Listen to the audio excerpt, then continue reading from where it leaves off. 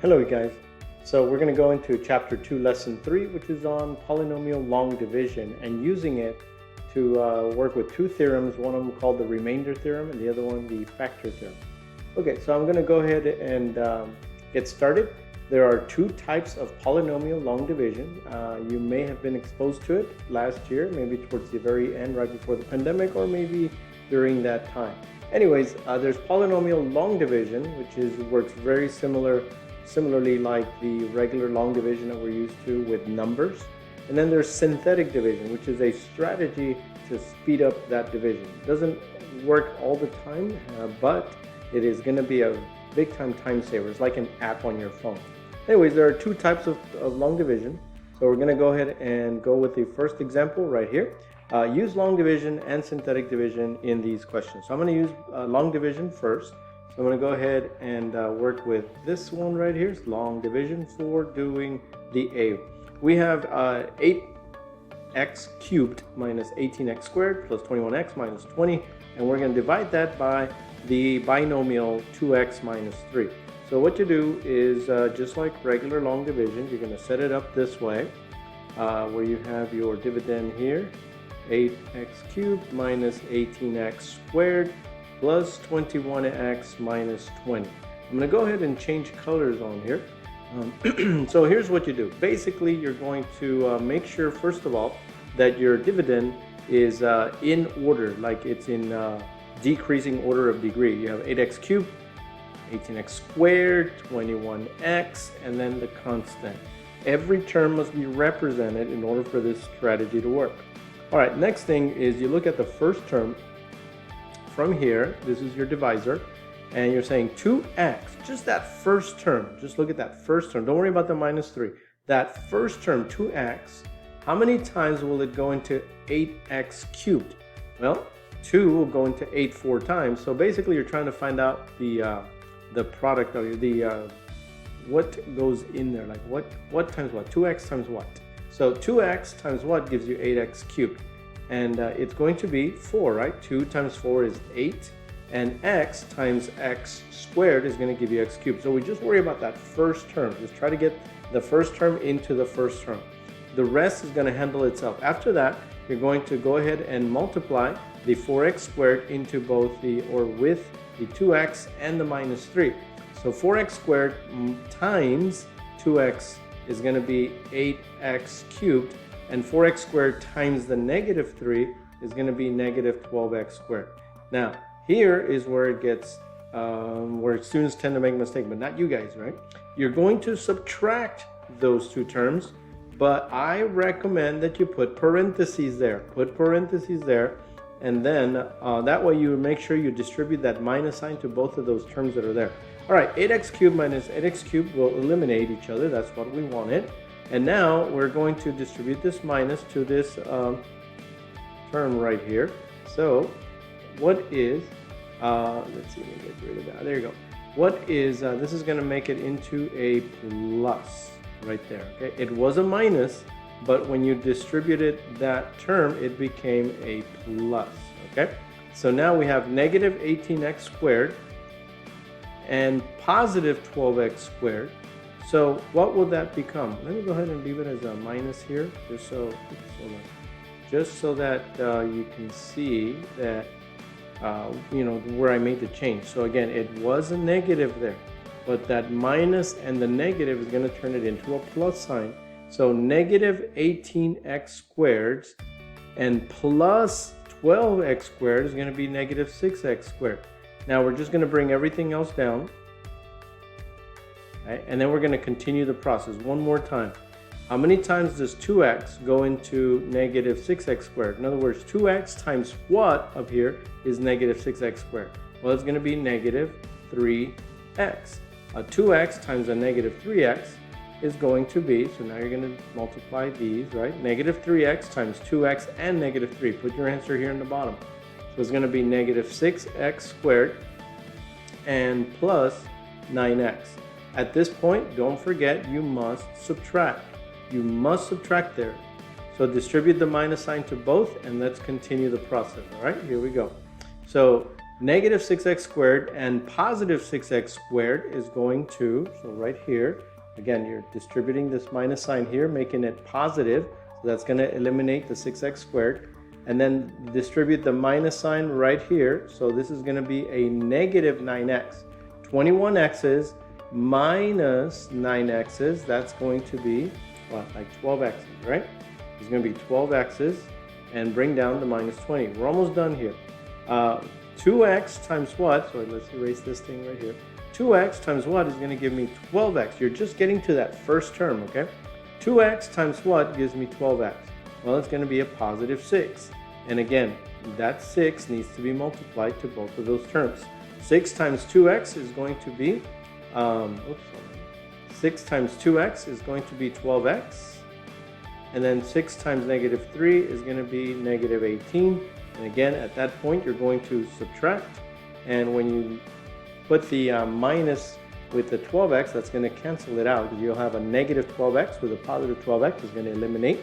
And then the minus is going to carry over to this negative 18. That's going to make it positive 18.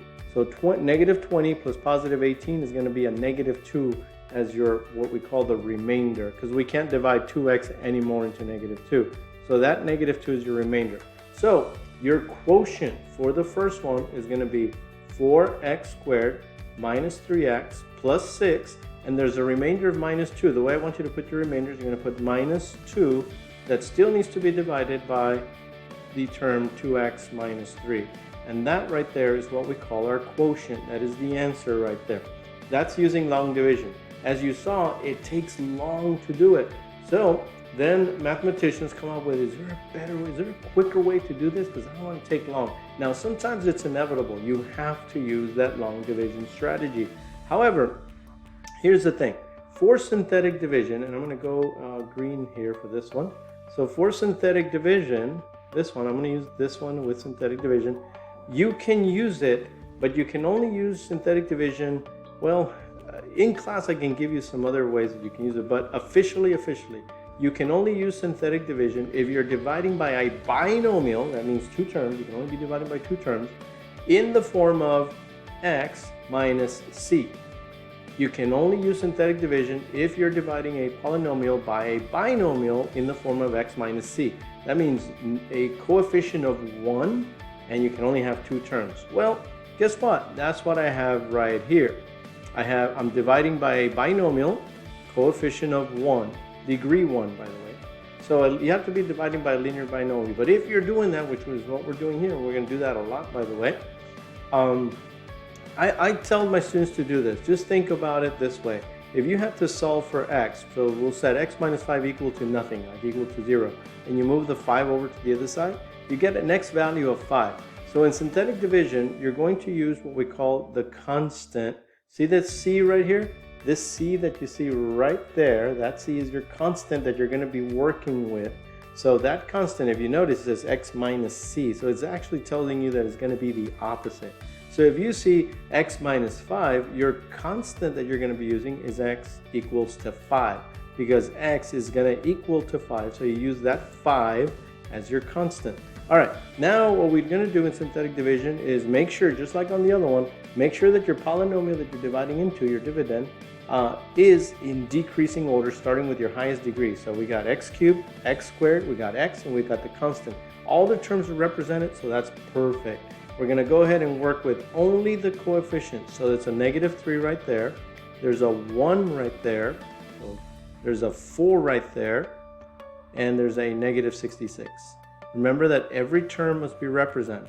What you're going to do after that is you're going to leave a little space right here in the middle, and you'll see why in a little bit. But leave a space in the middle, and here we go. The first thing is to combine negative 3 with whatever is here. Well, at the beginning, there's nothing there. So basically, negative 3 and nothing is just negative 3. You're then going to multiply this constant with whatever number's here. You're going to take it to the top. So 5 times negative 3 is negative 15. Combine those two together, and that's going to be negative 14. In other words, 1 combined with negative 15 is negative 14.